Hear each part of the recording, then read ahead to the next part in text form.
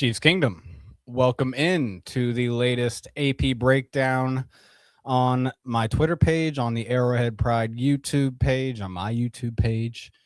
Thank you for joining me, whether it's live during this Falcons-Rams Monday night game or just at another time. Thank you for joining. I'm Ron Kopp Jr., the contributing editor at arrowheadpride.com. And as always, I did not do it last week, and so this is kind of maybe a bonus little episode because I'm going to be putting something out tomorrow. You guys will see. But as I do weekly, we're talking about the Chiefs film. And, instead of looking back at these last two games, this Titans game and the Broncos game, both losses, both, stuff to take away from for sure. And maybe we will get to that at some point. But today I definitely wanted to look back, since I did take the time over the weekend to look back at the third and long defense from this season. And Kane already trying to make noise, my dog, and look at what we can learn from some of these big spots they had. And really why I ended up cutting it down to was because, third and longs happen in terms of, third and long conversions happen, offenses get them. And I'm talking about the Chiefs defense to be specific. But at the same time, I think my main point here is that in three losses, Denver game, the Cowboys game, and the Texans game, there were some third and longs that got converted that ended up being pretty crucial in the game, difference-making plays. And in the Denver-Dallas game, there were a lot of them, actually. And so we're going to go over that. But basically, what I think the reason I look at the third and long defense and why it's so important to me that we get it right in Kansas City is, first of all, if you're looking at C. Spagnuolo's defense, it seems like whenever we want to have a solid run defensive effort or get to those, third and longs by making plays on first down, second down against the run, this defense steps up and does it. Spags, regardless of the personnel he's had, especially in recent years, I should say, in the last few years he's been around, really feels like the run defense steps up when it needs to. And then it becomes about, well, what happens on third and long? What happens on 3rd and 7+, which is what NFL Pro categorizes as third and long. And so that's what we're going to be seeing today. And really it just gives you an opportunity to see not only the 4-man pass rush, maybe the blitzing, maybe not getting home at times, but the coverage too. Maybe what in the secondary is leading to some of these plays. But let's go ahead and get into it. We're going to start in that Denver game, week 11, right out of the bye week. Let me get the video pulled up. But again, we're really going over 3 games, and they're all just the third and longs that, there's so much we can talk about with this season. What went wrong.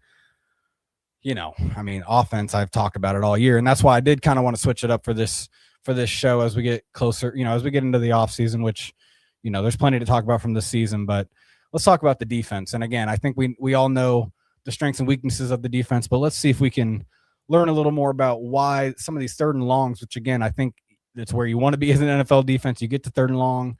Sometimes the offenses convert them, but in this instance where in Denver we had 4 third and longs convert, and then Dallas there was actually 5 of them, both road losses that, if you win, specifically the Denver game, that maybe causes some momentum, but if you win, both of those games or one of those 2 games, who knows how the season, plays out differently. But let's take a step back here on the first one. This is the opening drive.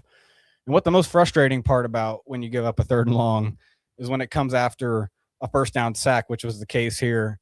For anyone recalls, the first play of the game in Denver was Chamari Connor coming in on a blitz and getting a sack, really setting Denver back. And then all of a sudden they're in 3rd and 7, and they just get a quick 8 yards. And what you're going to get here is a zone blitz. George is going to be the one dropping out in that fire zone scheme where a defensive line replaces one of the blitzing defenders. And so they actually send 2 blitzers, right? You're going to see it up here. Jalen Watson's acting like he's in man coverage. Here's Nick Bolton, I believe, or excuse me, not Nick Bolton, the other linebacker on the field at the time, or Chamari Connor. Need to get the end zone angle to get my names right. But yeah, let's look at the rush first. So fire zone, you're going to get to the left. You're going to get these 2 guys blitzing along with the 3-man front right here. And then the edge guy on the other side is going to drop out. Pretty standard zone blitz. The Chiefs do it all the time. And Karlaftis is a guy they do it with plenty, right? Well, first of all, Omenihu does a good job winning, getting pressure, disrupting. So this is where it's really on the back end here, because this is what, you can't ask for much more out of a rush. You get pressure, right? It's in the quarterback's face pretty quickly. I will say, when you're blitzing, I mean, you want to get home, and Dana allows himself to get chipped into no man's land all the way out here. Connor doesn't really put himself in good position to, he runs into the running back. He runs into the outside gap where the running back's trying to protect. So that's tough. But Omenahue, again, gets the pressure. But let's look at the back end. And this is where, if you guys remember, this is Christian Fulton's first game, in the lineup the entire season pretty much, right? All of a sudden Christian Fulton's in the game. And this is where some of that comes into play, man, where even at the time I remember just thinking, why is he the one playing? We have Noel Williams, who has played well in spurts at this time. And out of the bye week, it's Fulton that gets the nod. And, really here, in my opinion, you got to feel the sticks here a little more if you're a corner. You got to have a little more playmaking. You have to understand that your defensive end can only do so much as the underneath defender here, dropping and covering this out. You have who is this inside? Trent McDuffie giving you help right here as kind of that. He's dropping into a two deep kind of a structure, right, where Cook rotates over. McDuffie becomes the too high on this side. It's kind of almost a quarters look, it looks like, on this side, cover 4, where it's quarters. And so he is playing depth, but just have a feel for the sticks, man. It's 3rd and 7. I just feel like, you play with anticipation, especially, and here's the kicker here is, like, as a corner in Spags' defense, like, you always kind of have to play the quicker throw on a third down like this when they're blitzing, because you bank on the throw being out quick, right? You don't think an intermediate or longer route is going to necessarily be the throw, just because he's not going to have the time to do it if Spags' blitz works. And so I think the fact that Fulton is this far, look how far away he is. Look how deep he got. Again, if it's a quarters coverage, like, technically he may be correct in how he played it, right? Where he doesn't, he keeps getting depth. But I'll play it back in the side angle. But once Cortland Sutton commits inside, that's when you have to, okay, I have this quarter of the field now. What is the most immediate threat in this quarter of the field? In a 3rd and 7 situation, again, that's kind of the whole point of this, is where, like, in a 1st and 10, like, this is kind of just a play that almost just happens, right? Where if the Chiefs are really running quarters in a 1st and 10 situation, this is the play. All right, shoot. You got your yards because we had a design where our flat defender was too far inside and the out route was in a good space. But, you would like to see George close on this, I guess, a little bit, but it was hard. I mean, that's as good as you can ask for a defensive end in space. Again, all that to say is, let's play with a little more anticipation as a defense, as a cornerback. Let's make a play on that ball at the sticks. I mean, shoot, if you really want to be ballsy with the blitz coming, maybe you just sit on it, wait for it, and you're picking that, with Bo Nix not seeing it coming. But you don't see that much with the Chiefs defense in terms of, kind of setting the quarterback up. And I've heard this, I can't remember who said it, but it's a really good point about Steve Spagnuolo's defense, especially in pass coverage. You don't see a lot of interceptions, and it's because these cornerbacks or these defensive backs a lot of times are in situations where they're not necessarily playing with eyes on the quarterback, whether they're in man coverage or an aggressive zone coverage that almost looks like man at times. There a lot of times they're either, looking at routes, looking at other defenders, kind of picking up, off of their routes. A lot of times it's just off the routes, right? Instead of a lot of defenses, or maybe not a lot, but other defenses, you might have more turnovers, forced interceptions, just because you have defensive backs playing more traditional zone like this, where eyes are on the quarterback, and you still have guys. This is where I circled Shamari Connor here. This is where, it could be becoming a talent issue. I'm a guy that has defended Connor plenty, but this is a cover 3 look, cover 3 zone, cover 3. Shamari Connor is buzzing down. He's a strong safety. Cook is rotating over top to the free safety as a 1 high. And so when you're buzzing down, you really are, defending the middle of the field. I should give you the context that this is 3rd and 11. This is 3rd and 11. And so you definitely want to be playing the sticks in this situation. It's just a 4-man rush. So this is standard cover 3. And to me, it just feels like he has no feel for the route concepts. Like, how do you not feel that outside receiver coming in? Like, that's in exactly where you should be defending. He gets caught up with the guys inside. I mean, this is where, again, what I just said with the play before with Christian Fulton, play with some anticipation. Read the routes, have a feel for the route concepts when you have a trips to that side.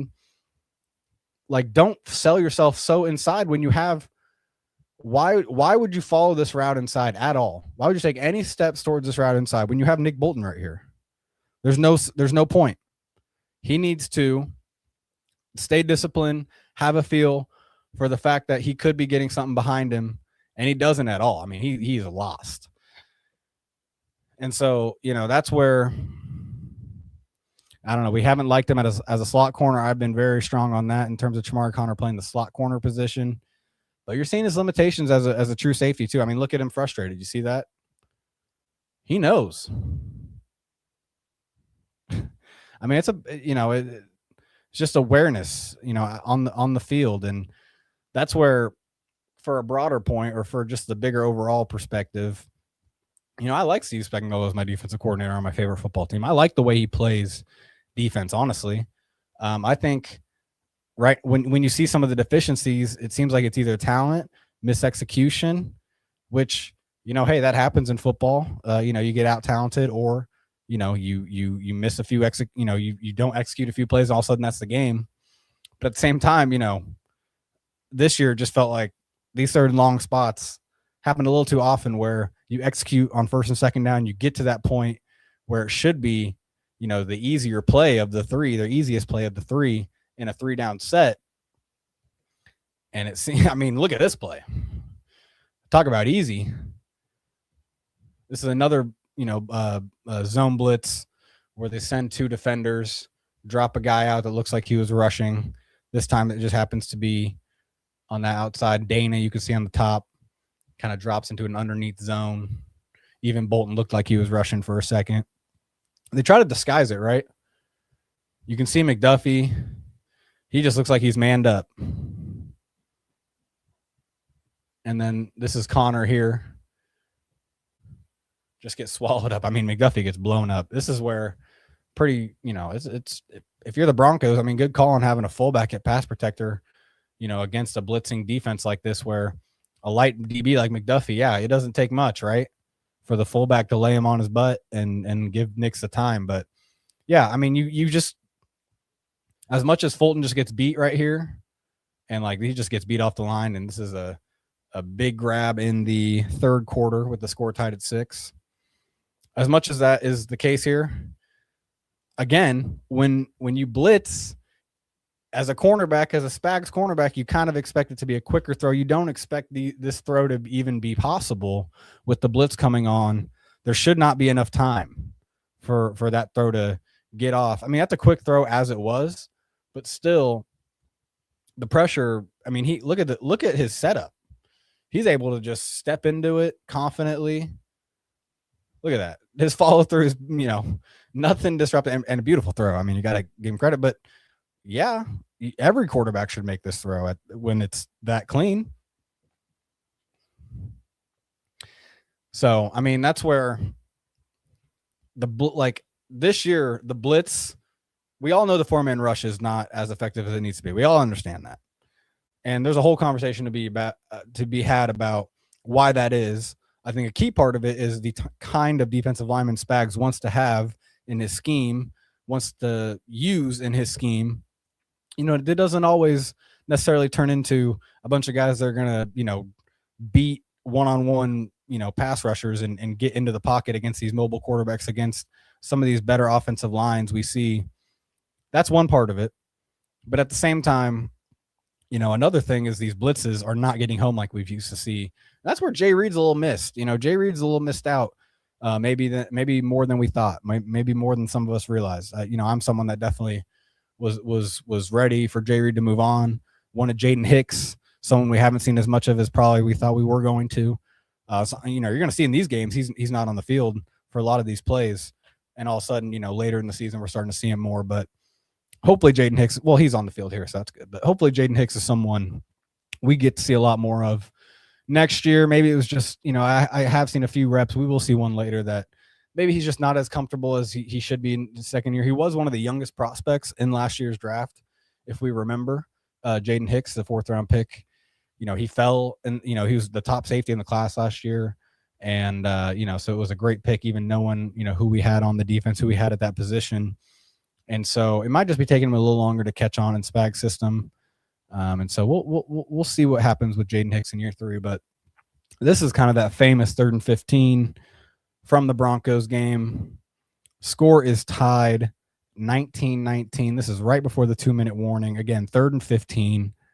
And the Chiefs are going to come out and just do a straight up cover 2 man coverage, which means too high, right? The safeties are playing over the top, helping, and just everyone else is in man coverage or rushing if you don't have someone to cover. 4-man rush just doesn't get home. Well, we were just kind of maybe mentioning that. And you're going to see that I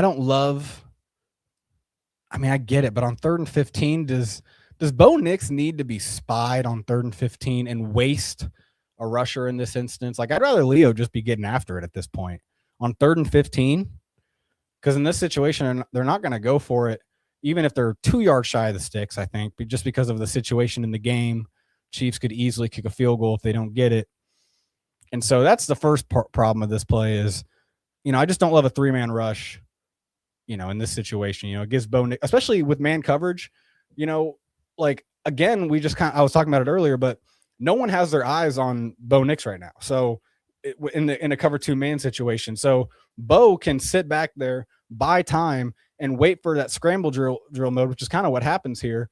And like no DB, like Brian Cook should have his eyes on Bo Nix. I don't love how he plays this though. Like, dude, you don't want to give up the long play. But once Jalen watch him, when Sutton gets like it's a tough play. And that's what I'm talking about with the fact that Bo Nix is able to have time, buy time, and Jalen Watson's in trail mode. Not necessarily expecting to have to maybe cover that long in a 3rd and 15 situation, where you're covering, way past the sticks, his 3rd move of the route pretty much. But B Cook could have a little more anticipation here, knowing that Sutton's, the guy that they're going for. Again, like, you don't want to get burned over the top. So I definitely understand, he's kind of respecting the slot route right here as the over-the-top defender. So you don't want to get beat over the top. You don't want to, give up that huge play. But,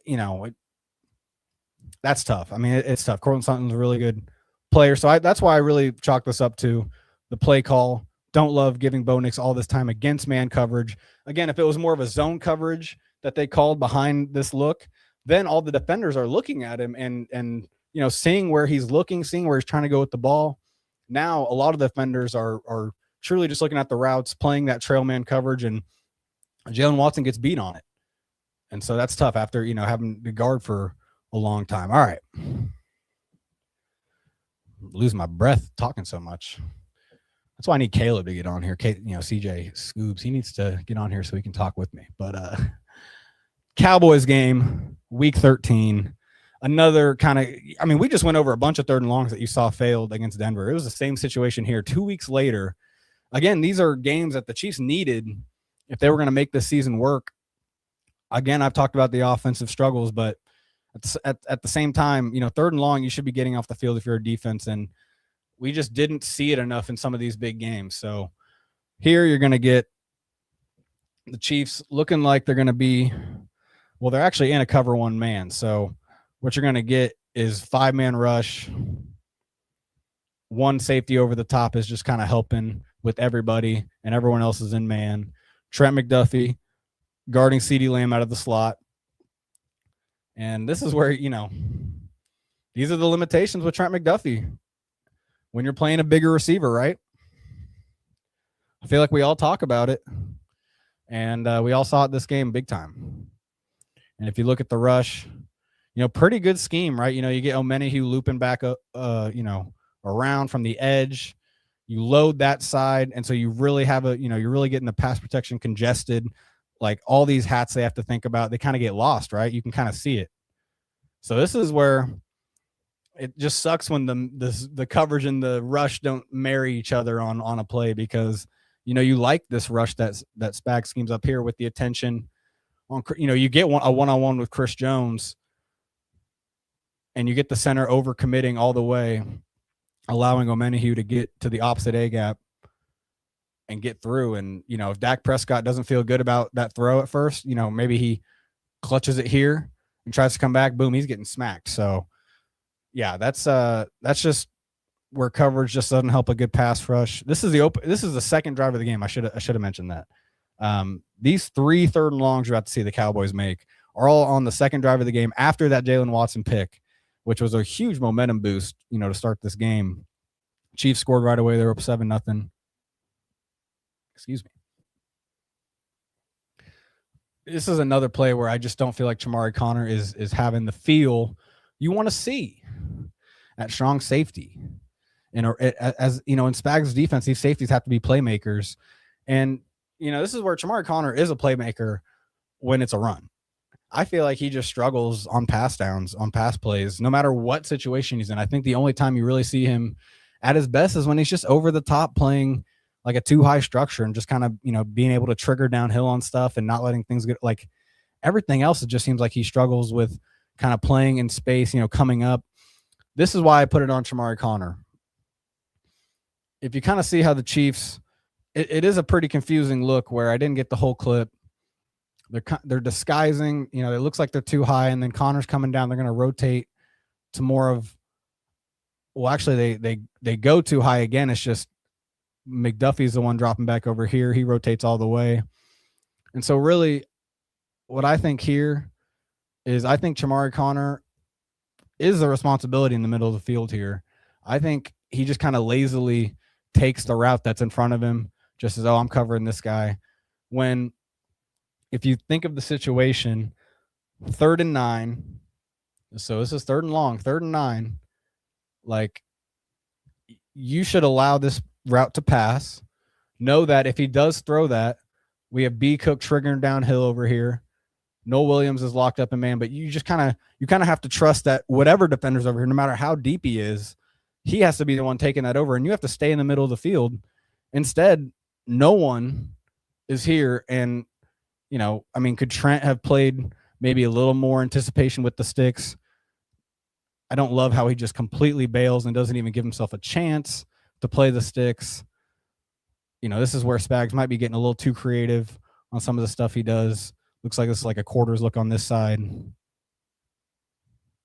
But again, I just feel like McDuffie also believes he has inside help.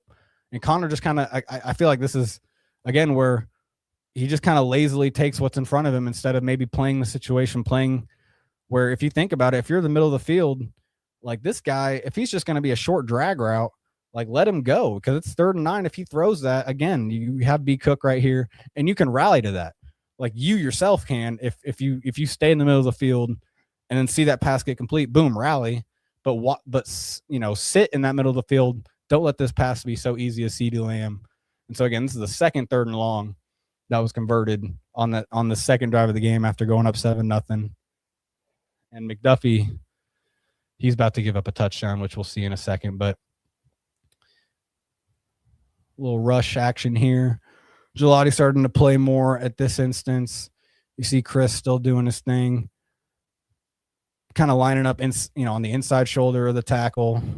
Or no, it's the outside shoulder. Yeah, he just kind of comes in a little tighter, not as on the edge, and still just dominates to get inside, get the pressure. And then here you're going to see just a standard little Tampa 2 zone, which Tampa 2 is just kind of a cover 2 look, except you really have a true middle of the hole defender that's kind of playing this alley between the safeties. That's what Nick Bolton's doing here. He's not allowing, that seam route.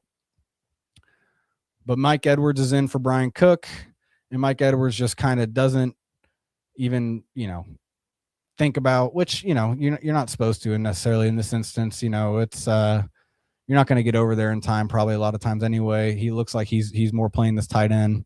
You're just kind of trusting that maybe, this is one-on-one out here. McDuffie gets beat. Good route by CeeDee Lamb, touchdown. And so, again, 3 third and longs the Chiefs force on this drive where they're already up 7-0, already forced a turnover. It's just third and long is supposed to be the play you get off the field. This is another example of a frustrating not getting off the field moment. This is another Tampa 2 look, too high, hole defender. But watch how deep everyone gets on third and 7. This is 3rd and 7. These are underneath defenders. And they just completely lose discipline. Like, you have to respect an underneath route at some point. Someone has to, because you only need 7 yards.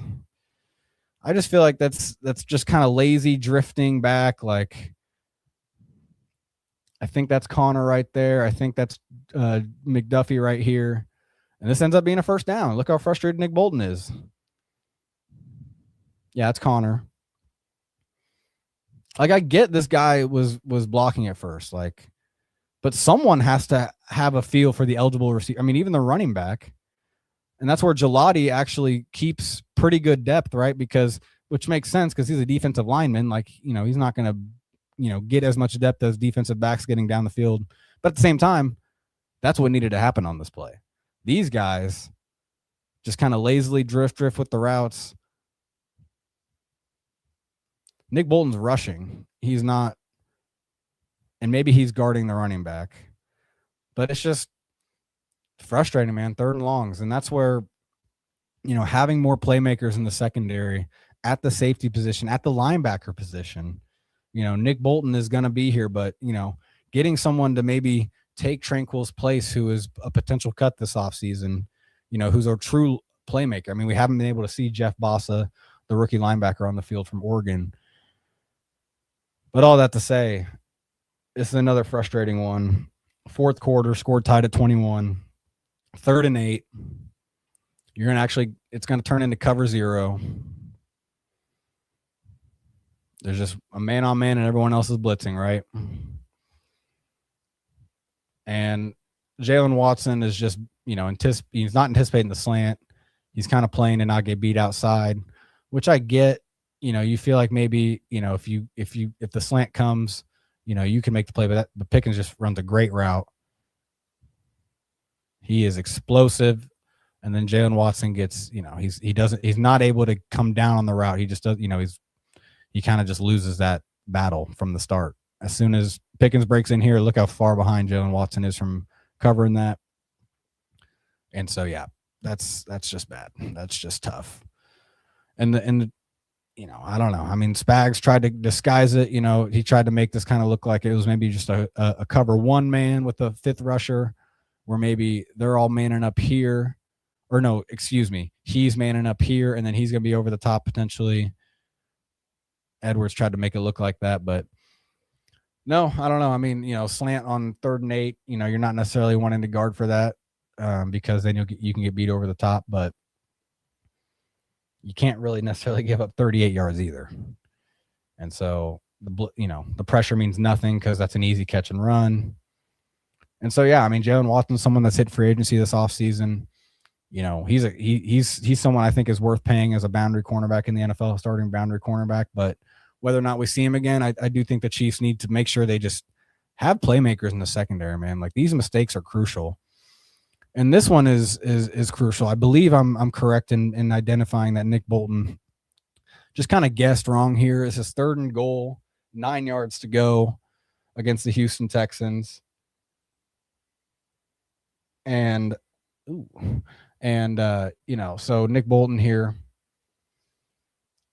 basically going to be a cover 1 man look where this guy, I think it's Hicks, he's going to come down into kind of that, or no, it's Edwards, excuse me. He's going to come down into that robber role, kind of try to rob a throw in the middle of the field here. And so that's where there is a chance that Noel Williams should kind of have the understanding that, okay, my guy is gone. My guy has been picked up. I can't chase him across the whole field. In the red zone, a lot of times, you see guys kind of pass off and then, take each other's responsibility. So maybe Noel could have understood that he needs to just settle once he goes all the way in. And so he can kind of maybe be this last line of defense. But I really think what happens here is Nick Bolton just not guesses, but, makes an educated guess that Woody Marks staying in the block. Woody Marks sells it for a second, and Marks makes a play, and Stroud makes a play. Because that's the thing is like this is kind of a bold move on Marks's part, because if Stroud doesn't get this out to him quick, I mean, he's just sacked. And so like it could have been a really big play, but again, these are the plays that make a difference in the game. That was, Texans barely scored any points this game, and that was their touchdown early in the ball game. This drive didn't lead to any points or anything, but I will cap off this talk here tonight on 3rd and long with just kind of, not necessarily a great play again by this defense. And again, I think it's a play where Connor is buzzing down in this kind of cover 3 look where you have Cook as the one high. He's kind of in that strong safety role, right, where he's playing the sticks. I should say this is 3rd and 16. So you really just got to be playing the sticks, or really just have a feel for where the sticks are at least. And, this vertical route gets him where he turns, goes with the vertical. And if he kind of would have just maybe been a little more aware of the sticks or played a little more anticipation, hey, does he get burned if he, I think Stroud is in this position where he's stepping up. And honestly, like he could have, maybe he hits Noel if Connor isn't the one that goes with him. And so this is where you look at where Jaden Hicks does. And this is the play I was talking about earlier where, Hicks didn't play a lot this year as much as we all thought. When you see stuff like this, you just don't love to see that, because I do think in this cover 3 look, he's supposed to be in the flat, but I think he's wanting to play underneath this guy, knowing that's maybe where the ball's going. I think he's just trying to play with feel, but he just looks like he's lost, right? I mean, he's just like he's scrambling around looking. He just doesn't look comfortable at all in this rep. And again, if it's a cover 3 look, you have your third. And so Connor, if he's buzzing down, he's really more of the hook curl.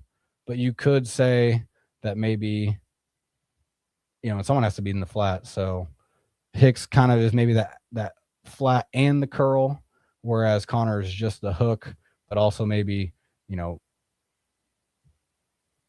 don't know. I think Connor could have played a little more discipline. I think both of them could have played a lot more discipline here. Again, the safety position is just so important in Spags' defense.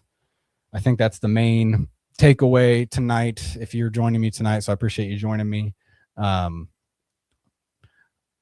Caleb Downs, someone I tweeted out, hey, picking this high, man, you have the chance to do that where, a guy, if, old Chiefs fans know, Eric Berry was the top 5 pick.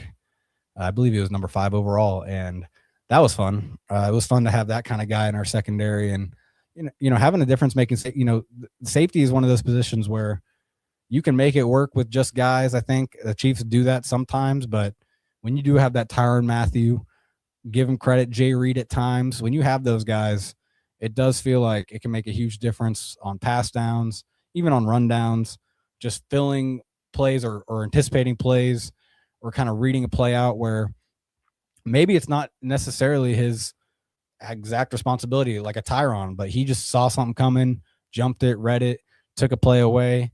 And those plays here and there are the difference in a game. And I just feel like that was kind of maybe missing from the Chiefs defense this year, a year removed from Jay Reed being, kind of that guy for the Chiefs. So Caleb Downs, I'll say that, on a 3rd and long defense video, that's where I'll kind of end it and say, he's kind of my early dream pick for the Chiefs. I know there's a lot of talk about Jeremiah Love, Kenyon Sadiq, guys that are, luxury picks, to be honest. And the Chiefs are in a position where you do want to make sure you get a really talented elite player at the, you don't want to just waste that pick with just a guy. And so I don't mind where, if that is a unique position, but at the same time, I do think a difference-making safety with Spags as your defensive coordinator is such a huge thing. And I think you can still get your weapons later in the draft, even in free agency this year with running back and tight end for sure. And receiver is a whole nother discussion. So we'll get into all that. We will. Appreciate you joining me tonight. Make sure you follow me on Twitter. Make sure you follow arrowheadpride.com for all the latest Chiefs news as we get to the off season, week 18, Sunday at 3:30. So we'll get through that. Watch the Chiefs and the Raiders battle it out. And if the Chiefs do somehow lose that, we would be picking pretty high. I believe number 8, as high as that is the possibility. I'm sure the Chiefs will take care of business and be picking, 9, 10, somewhere in that range, which is still great. So make sure you are tuning in to all the stuff we got coming on for the offseason. We'll be doing draft coverage. We'll be doing it big with the Chiefs not making the playoffs and giving us plenty of time to cover the offseason in January moving forward. So thank you for joining. Appreciate you joining me tonight. And, hit me up if you have any other ideas for what you want to see get broken down, any phase of the game, any players.